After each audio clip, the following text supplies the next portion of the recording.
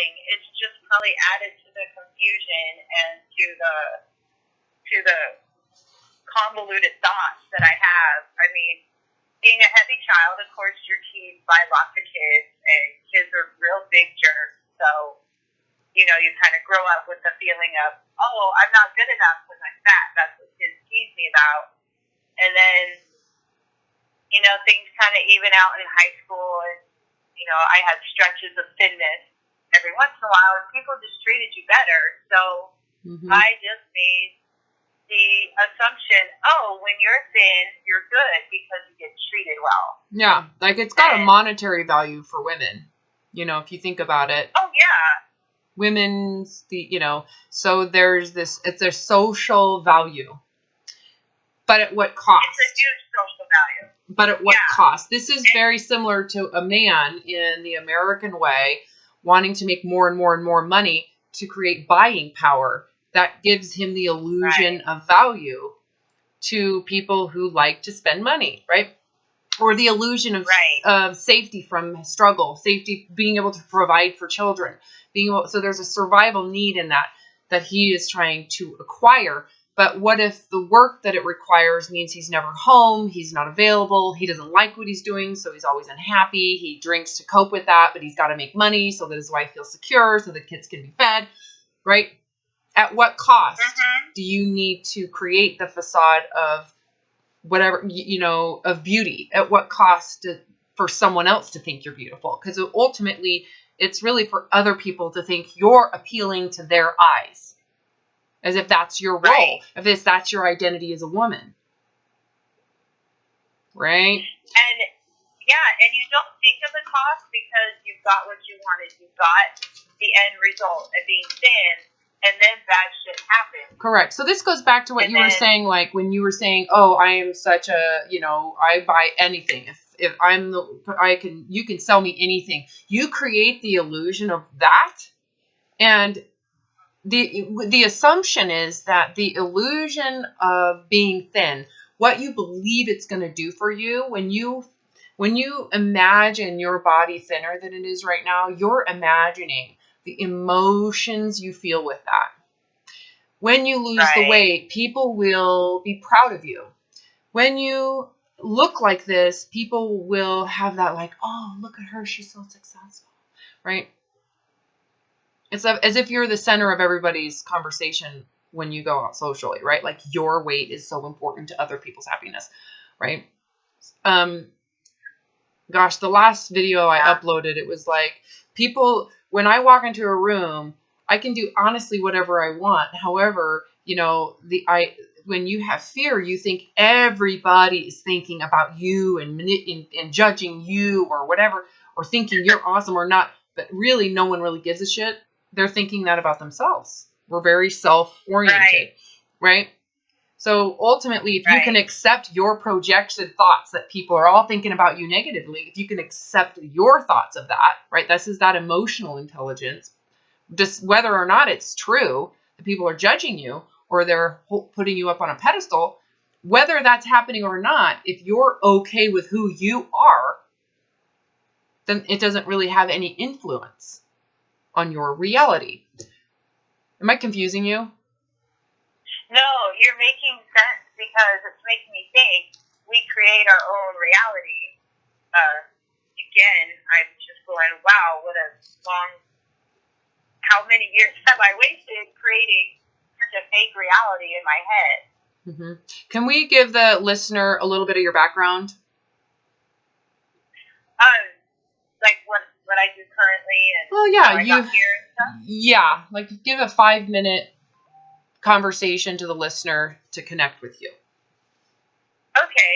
I'm 44 now. I probably had a weight problem since I was about 6 or 7 years old. I got a lot of messages as a young child. I was teased a lot by my siblings and kids at school for being fat. And then I was put on a diet when I was about 8, which was pretty traumatic because it was a very strict diet, and I know my parents were trying to help, but I was again getting the message you're really not good enough unless you lose weight. And so the messages of having to lose weight has always been with me. And weight was always on my mind as a child, all through adolescence. In about 8th grade, I went on a crazy diet where you ate just one thing a day, like fruit on Mondays and vegetables on Tuesdays. Lost a lot of weight, and the world's reaction was so nice. I really enjoyed it, and I was kind of a normal size through high school, but of course, being in a high school in the beach culture with a lot of skinny girls, I still thought I was fat, even though I was a pretty normal weight.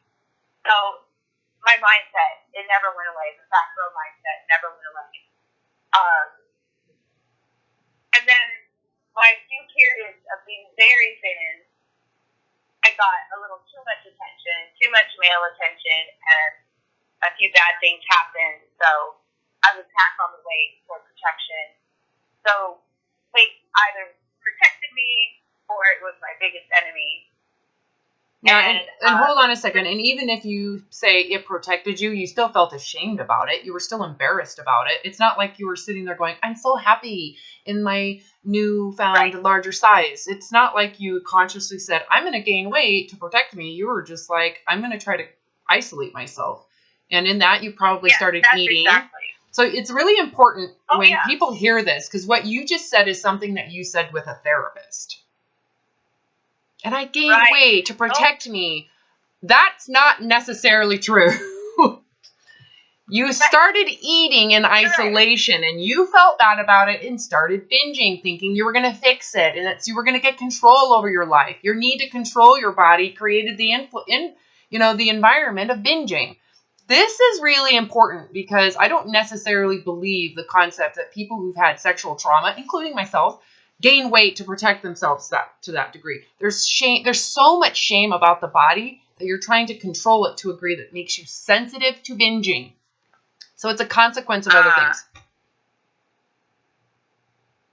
Well, yeah, I know what you mean, and I think we get the message that you're putting an armor around you of weight. You're protecting yourself. You're making yourself undesirable. That to me is psycho jargon that doesn't get to the point. It's just like that's. And it's true because I've gone to therapists so many times, and let me tell you the truth. It always sort of triggers the therapist into talking about their own issues with food, and it's like it's almost downplayed because since everybody has an issue with food, it's not a real big deal. And so many therapists have turned around and told me their story, or not their story, but how they use food or. Yeah, that is not a sign that they suck. It's just a sign they really don't understand eating disorders, and really they don't understand the influence that body image has in the scope of the issue with eating, right? So a lot of therapists, we talked about this in our consult last week, is that a lot of therapists believe in thin supremacy themselves, so they don't necessarily look at that in their therapy to help you. Exactly. Their way of helping is saying, okay, why don't you cut your calories down? Like, they're giving me diet advice. Yeah. And really help me with my brain. Yeah, or they're going to say, we need to do nutritional therapy because this is a nutritional issue. You're lacking in certain vitamins and minerals, and that's what the issue is. So we're going to give you a different diet, not necessarily about monitoring calories, but removing certain foods and adding certain foods nutritionally. Tell me how that would work out with this issue. The first 2 weeks or whatever worked out great, but I always regained the weight back. Well, of course you regain the weight back, but when someone comes at you and says you're binge eating because you have a nutritional deficiency, how does that make you feel? Knowing what you know, is that true? It makes me feel like knowing what I know, it's not true, but that's just after our conversation. But before that, I really thought something was wrong with my body. I mean, Jenny Craig told me something was wrong. Lindora told me something was wrong. My doctors, after a blood test, tell me something's wrong with my body. So therefore, I'm starting to believe my body cannot process food like normal people. Mm-hmm. And you get this high narcotic reaction and you can't stop yourself because it's like getting high on cocaine. Oh, it totally is. And getting on the scale and seeing the weight going down, no matter if I had just gone up the day before, it totally rules my day, and I'm a superstar. Of course, that's the actual issue, because the withdrawals from that weight loss, it creates issues with food, because the food is the means to that high. But you're told that it's the food that makes you high and you can't control it, and that's why you're binging, because binging is caused from you being an addict. Your brain is more, and that's not true at all, because you're not even tasting the food. You don't even enjoy the food. The food isn't actually the trigger. Feeling like you're a failure is a trigger. If you're eating food and you feel like you have failed your diet and you're going to be fat regardless, what happens to your food consumption? It goes up. Yeah. It has nothing to do with the food, does it? I mean, it has everything to do with the fact that you feel like there's a withdrawal from your desire to be thin, which is what your obsession is. The compulsion is the food. The compulsion is the diet. The compulsion is, that's like a vicious cycle. It's like juggling on the side. It's not the real issue. So the eating disorder, if I could talk to people who create these names, I would say it's not an eating disorder. It's a body image disorder. It's a body image syndrome. It's not a disorder at all. The eating disorder is an actual means to the end of a body image syndrome. Oh, wow. So it's not even a problem. So you get rid of the syndrome, what happens to the eating disorder? Poop. Well, you won't need it anymore. It's gone. Yeah, it doesn't serve you anymore. Like, if you didn't feel bad about your body and you didn't believe your body needed to be fixed, would certain foods make you feel like a failure? Well, if I didn't believe that my body didn't need to be fixed, then I would probably, I know for sure that I would eat normal. I would mostly eat things that fuel me and make me feel good. Yeah, you'd have a variety of food. So I'm going to ask the question again. I want you to stay specific to this question. If you felt good about your body right now, that it was perfect, it's good enough for you, it doesn't have to get fixed, nothing needs to change, and never again will it get fixed. It's good for you. You're good with it. Right? Okay. Would you feel bad about eating certain foods? No, you wouldn't. Not at all. So that feeling of I fail when I eat that, or I can't have that, where does that go?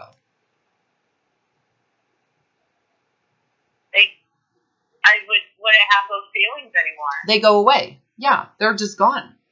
The only reason you have those feelings, the only reason why you have those feelings about those foods is because you believe that they're going to make you fat. You believe that those foods are bad, that they're forbidden. So there's this emotion that if you eat them, you're bad, you failed. But the only reason those feelings exist is because of your goal to be thin. Those are your anti-thin foods. There's the desire to be thin, and then the foods that conflict with that. So if you decided, I'm going to be thin, I'm a thin person, I'm going to be thin, if you eat anti-thin food, how does it feel? Like you have failed. You failed. Yeah, so the emotion of failure that is so foundational to binging, that doesn't exist for people who don't believe they need to be thin. They don't have those feelings about food. They don't feel like they failed when they eat pizza. They're like, it's pizza. I'm hungry. It sounds good. Eat it. It's not that big of a deal. They don't have the same sense of, I am thin in my head and I suck because my body is not. Wow. Yeah. So those issues with food, can you see? That's not the real issue. It's the means to the end. It's like the actual obsession is being thin. The actual addiction is the idea that thinness will create these feelings of freedom and these higher states of consciousness. When I'm thin, I'll have this freedom of life and I will be awake, right? And the way to do that is to be thin. So all of the energy that goes into dieting and restricting food is in hopes that you can have your freedom. But the means to that end is extremely restrictive and isolating, and psychologically it's like torture, and you're fighting impulses that come from your natural state of survival with food, which you're always going to lose. And then you're told that those survival needs for food is an addiction to food. Yeah, it's funny. Oh my God. It's funny. It is, because Yeah. it's like a big brainwash. Well, it's so simple when you're not looking at it so close. So the people that tell you it's an addiction to food, they're looking at it really close and they're trying to sell you something. It's called some type of like 23-day cleanse. It's a sugar cleanse of sorts. Right. They're selling you something and they don't realize, and it's not intentional, that they're actually the cause of your problems. That this way of thinking is the problem. Wow. Mm-hmm. So here we are. This is our third hour talking. We had our consultation last week. This is our first session of 10. You have give me your educational background. I want people to hear your knowledge base, because when we started this conversation, you're like, it's incredible how much intelligence I have, but emotionally, it doesn't come to fruition. Like, this part of the brain doesn't necessarily affect the part of the brain that's running the show, right? You have a degree in psychology? I have a degree in psychology. I have a degree in counseling, drug counseling specifically. Oh. I have a master's in special education. So I have a lot of schooling. Yeah, I have an administrative credential. So I've been to school for many years. Been to therapy. I've been to therapy. I help kids all the time with emotional problems and learning disabilities. So yeah, like I work with psychologists all the time to help other students. So it's not like I'm used to sharing. I'm very open and I share struggles, but because everybody else relates to the struggle of food, we're all kind of in the same boat. We're kind of the blind leading the blind, because actually I recently lost about 15 pounds, and everyone around you, they're happy for you, and then they're desperate. How are you doing it? Oh, I should change the way I eat. Even men. And I find myself saying, please don't. Don't be a crazy person like me.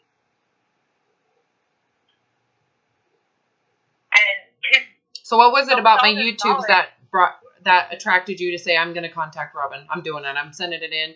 You said you'd saved your money for your flex spending, but what is it that you were like, I'm doing it? It was so different. It was your clients sounded like me. They had all the resistance that I had, and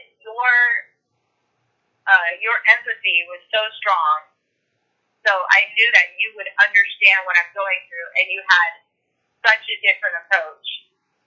When you didn't talk about diet, you had the approach of changing your thinking, and that was my goal, because I always said to myself, I can diet, that doesn't other people. I need to change my head.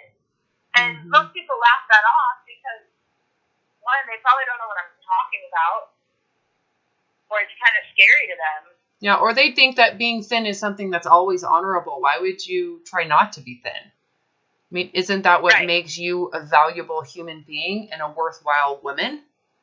I mean, isn't other people being attracted to you your role as a woman? Exactly. Keep yourself attractive. Yeah, because that's the most important thing about your gender.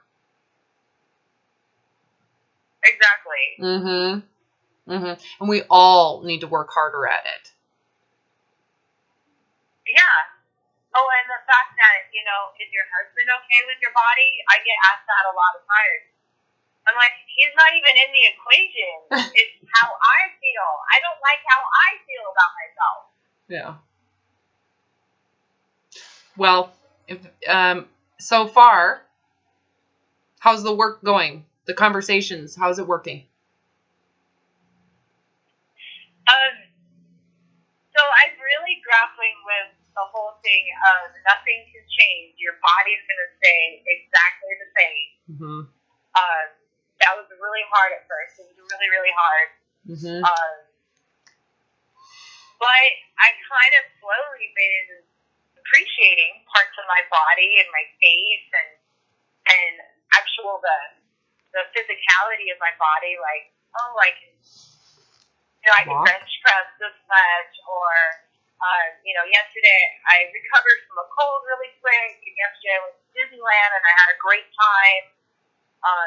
And I saw a lot of people in wheelchairs and scooters. Like, I'm so lucky that I can walk around and enjoy myself and keep up my energy. So I've been appreciating the good things about my body. And I actually, usually when I go to Disneyland, I'm feeling so guilty about everything I eat. And yesterday, I didn't feel as much guilt. It was kind of nice. Yeah, did you notice a change in the impulsiveness to overeat? Yes, I did not overeat. See how that works? I never eat. It was crazy because, I don't usually eat ice cream because it's a forbidden food. So yesterday, my mom got an ice cream and I shared it with her. And I could really just have 3 bites because it was really rich. But that was the only issue. Oh, it's good, but it's really rich. Mm-hmm. And I just stopped at 3 because I just didn't want the richness anymore. It's not, It wasn't out of guilt. You didn't fail. It didn't ruin you. It didn't. Notice how the de-emphasis on your weight and size completely naturally changed the emphasis on food without effort. Yeah. Effortless. That tripped me out yesterday. And I kept saying, what a good day I had. Because usually my good day is defined by, I ate clean today and I only had 1,200 calories. How do you like saying that? How do you like saying that out loud? I ate clean today. I feel like a douchebag. I'm so douchey now. Like, to me, that's so hipster. I don't want to talk like that. Isn't it horrible? See, now you're aware. You're now starting to go, holy crap, I was under a syndrome. Oh, yeah.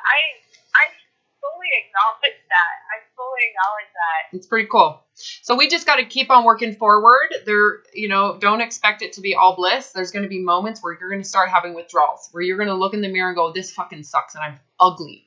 This is a horrible. You're going to start talking to yourself as if you're one of your worst nightmares, meaner than you would ever accept from anybody else. And it's going to suck you back into needing to diet. And immediately you're going to start overeating and binging, which is going to emphasize the weight gain, which makes the pressure bigger.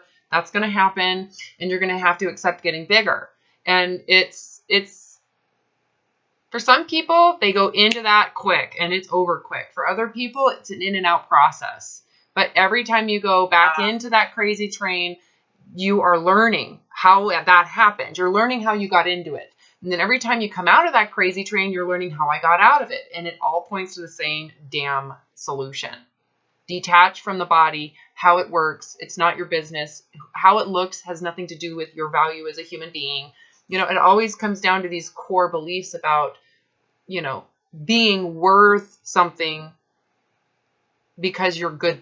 It's so simple. It's going to come down to that simplicity. And eventually you're going to realize I would rather be this fat or fatter than to give my life to this concept that is so horrible for me. It doesn't serve me. So even if you get, so even if I said to you, we can make you thin again, you'd rather not. You'd say, no, thank you. I don't need to be thin. It's not worth the baggage. There's baggage attached to that. So the euphoria and the illusion that you're creating with Oprah Winfrey right now, our best body in 2016, that illusion, you don't bite it anymore because you realize it's coming with baggage. Right. because your best body is the body that you were given. So it doesn't matter. So the other thing too is that if you do lose weight, you're not going to get off on it. You're going to be like, whoop-de fucking do. Weight loss doesn't do anything. So I don't need to post a before and after and pretend I'm happier or a different person. That's disgusting. It's kind of gross. Right? Right. Or pretend I'm happy now. Yeah. I'm so much happier now that my body's easier to move, because easy movement is what makes human beings happy. Didn't you know that? It's just so ridiculous. It's funny because there's been times in my life where I've lost weight, but not intentionally. Just being how I should probably naturally be. And it wasn't a big deal. And then I go put on something and go, oh, wow. I wasn't even trying. Like, what did I do? Because I wasn't even trying. And I kind of feel like I lost out on some sort of knowledge because I wasn't even trying. Yeah, and you didn't even know until you knew, and then the pressure went up and you probably sabotaged. Of course I did. Why wouldn't I? Notice how I don't even need to know this detail. It's predictable human behavior. It's a predictable behavior. Why do you do that? I just don't understand why. Because the pressure goes up and then your restrictions go up, and what happens to the emphasis on eating and not being able to eat? What happens to that I failed, I binge, I'll fix it tomorrow? Binge. Yeah. Yeah, it stems from restriction. And it's moralized. So if you don't restrict properly, you're a failure. So it's because what you're doing is you're making your thinness your success as a human being. So when you don't eat properly, it's your failure. You're sucky, right? It's horrible. No human being should be valued that way. But you've decided that you are, and therefore you're the problem. Your beliefs are the problem, and you're the one who's going to have to get rid of it. That's a process, my dear. Right now, what you're doing with me is experimentation. I'll try this for a little bit and see what happens. So it's been a few days since our first consult, and you've tried it, and it's pretty amazing. So much easier. Yeah, no effort. I can't even tell you just the change in thought. And now as I go back to conversations with some good friends in my life, what they said. Like, I said to one person, I gave up Diet Coke and I'm not skinny yet. He said, oh my God, don't give up Diet Coke to be skinny. Oh my God. I was like, the poor thing. Wow, I sounded so stupid right there. Like, I watched those YouTube things saying, if you give up Diet Soda, you'll be skinny. And I gave it up and I wasn't skinny. And I was so disappointed. Hey, you know what? You're just beginning. I'm excited for you. I'm excited to continue with you, and enjoy the ride. Do you have anything you want to say to the listener before we stop this recording? Just that I really have hope. I really have serious hope and faith in myself that I can really change my thoughts. I know I can. Mm-hmm. I'm glad I found some tools to do it. Yeah. Is it possible for you to accept a body that is obese? Let's just go there. Obese. Is it possible for you? I think it's possible. It's possible. It is possible. You just have to do it inside. It can't just be said. Yeah, and you can't convince yourself. You have to get to where it's real. It's real in the negotiation of freedom in exchange for. I want my brain to click. I want that snap to happen. Then go into this concept of obesity as if it's real and if it's going to happen. You know, when I went through this, I actually went into the risk here is if I do nothing, is I'm going to be 500 pounds. And knowledge that, remember when we were talking about the intelligent part, you can have so much intelligence, but the reality of it has no control or power over your emotional part of the brain. So I had to negotiate not with my intelligence. I knew intellectually, if I don't binge anymore, if I eat freaking pizza and mac and cheese, I'm not going to end up being 500 pounds. But emotionally, it felt that way because I was giving up control. So anything is, that fear of dying because I'm fat and no one loving me and being alone in the wilderness, those feelings were real and I had to accept them because that was the only way for me to let it go, was to say, I can handle those risks. I can handle rejection, abandonment, isolation, lack of physical ability. I can handle embarrassment. Those were easier than what I was dealing with my eating disorder and body image, syndrome. Wow. Those are some heavy feelings. Yeah, well, they're nothing compared to what you're living in, which is shame, isolation. Think of how much mental capacity goes into this crazy shit. Your entire focus. Just that's bad. Being rejected by someone, that's not half as bad. Going through the feelings of someone going, you're fat and ugly, I don't want to be with you. That's easy compared to 2 hours of exercise and 10 times of binging and purging every day. Right. Yes. The problem is you haven't really faced those feelings. You haven't really looked into those feelings yet. You haven't gone there yet. They're scary. They are. But right now you're like in this little bubble of, oh my God, this is amazing. If I stay fat forever, this is easy. And then all of a sudden you're going to rip out of that bubble the moment you go in to buy some clothes and you're wearing jeans and you're like, I'm ugly. Look at me, piece of shit. I need to fix this. And now you have to face these emotions. Right. Clearly, if you want it to happen like this, you have to face those emotions right off the bat. How would life be if I ended up gaining 50 pounds? Because I stopped dieting. It's not even anything other than stopped restricting food. If I just ate what I wanted without shame and guilt, I gave myself the few bites of ice cream. Someone out there is going, that ice cream is going to cause cancer. Right? Fear, death, right? Right. That person would have to accept cancer to get out of their crazy train. Do you see that? Right. Yes. So I'm telling you, accept your fear. You're going to be fat. That's what you fear. Even if intellectually we know that might not happen, go there. Because that's what's running the show. It is. I know.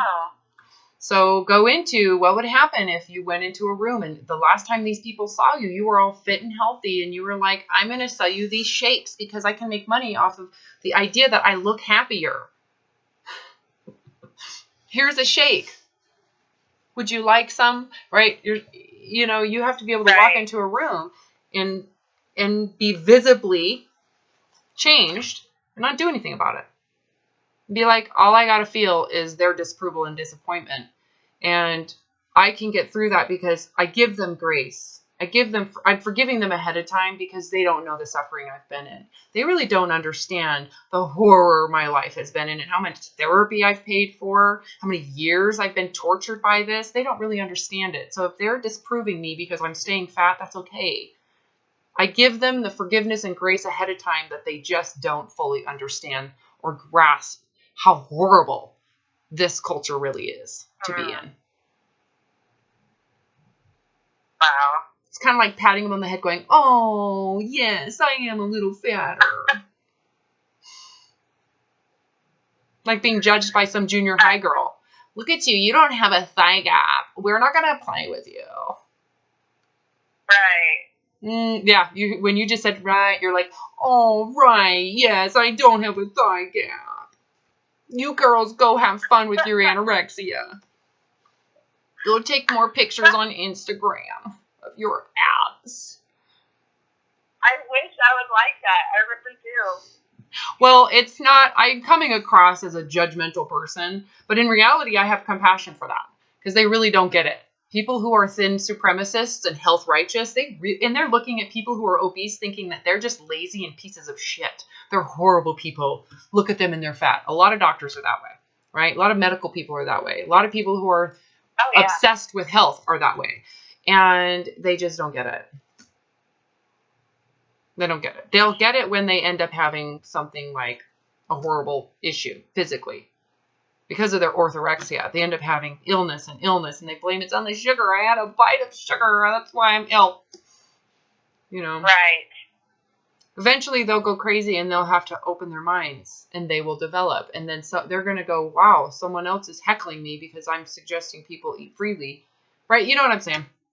It's honestly, let it go. Just go there and then see what happens. See what happens. So, okay, thanks for sharing forward, this. Like, how am I supposed to be? Go ahead. Oh, I'm just thinking, moving forward, I mean, should I be like I was yesterday and just not worry about what I'm eating? Of course.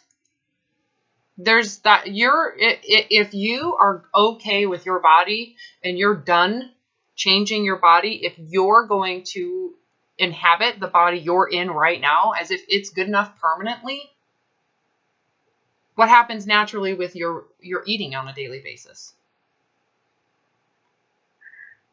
I guess it becomes a non-issue. You just eat. You just eat when you're hungry. Yeah. You're not on the protocol right now, are you? No, I'm not, but I want it to be. Yeah. No. You're not ready yet. We got to get you to where thinness doesn't make you feel better about yourself. We got to get to where you do not think that the thinner you are, the more superior you are. Once you get that, then you're a good candidate for the protocol. Oh, wow, that might be a long time. Yep. Yep. Get a little withdrawal right there. Like, oh shit, she's taking away my thinness. She's taking away my drugs. Crap, I can't get my drugs. I got to stay uncomfortable. Yes. Well, yeah, because I kind of wondered how your counseling coincided with protocol. So, like, once you're there, then the protocol, how does that work? Well, then it's a test. You think you're recovered from thin supremacy? Let's give you your thinness and see how you do. Oh, I see. Mm-hmm. Let's see how you do. Wow. Let's take away your food, give you your thinness. Let's give you your pant size that you wanted. Let's give you everything you thought would make your life so much better. And let's see if it really makes your life better. Because if it does, you're going to have to diet when it's over. And what do you think is going to happen to your feeding behavior?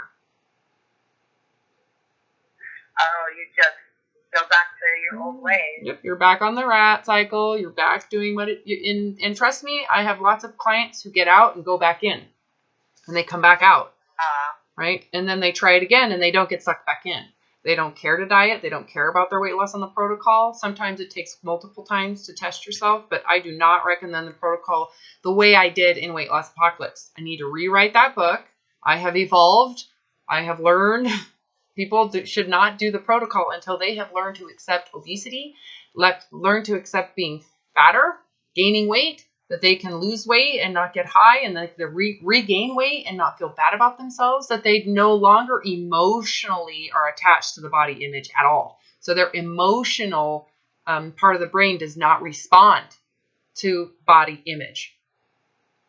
Similar to how you don't emotionally respond to your fingernails being painted.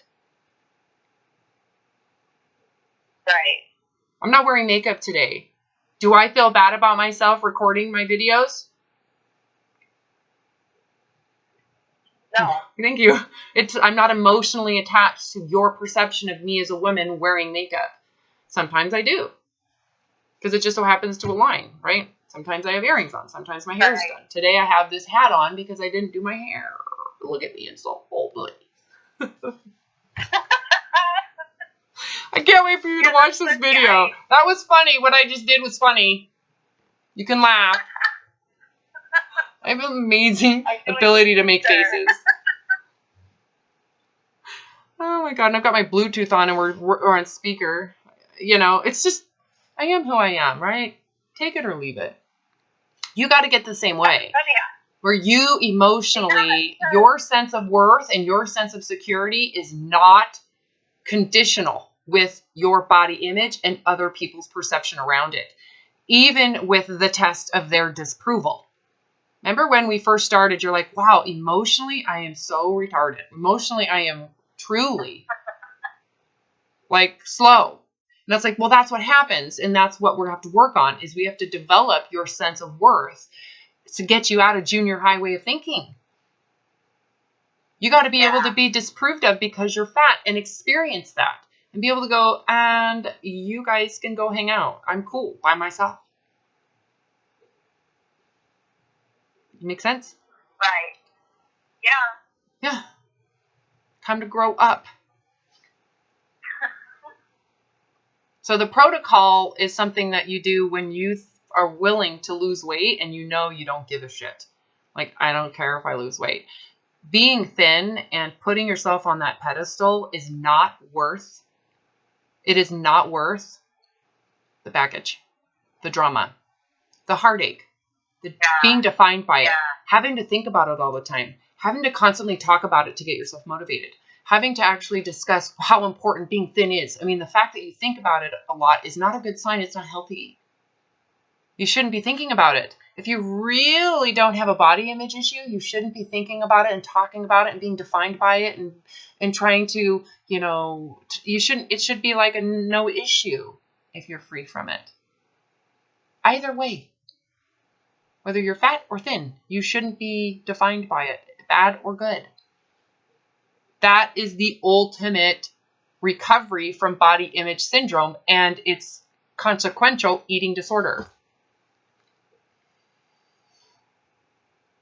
Wow. Yeah. There is nothing out there like this, by the way. I got to get it on paper. There isn't. Because they make a lot of money by selling you thinness. Addiction? You know, thinness is size. Don't forget the addiction model. That's what they're selling with this. You're addicted. You're always going to have this issue the rest of your life. You're going to battle your desire to be thin permanently. That's like, give me a gun. That's like handing the noose over and saying, go ahead and hang yourself when you're ready because your life is horrible. And it's going to be that way because your family has a genetic problem. Right? Oh my God, yeah. Wow. Yeah. Okay, I'm going to stop recording and turn this on. Thank you.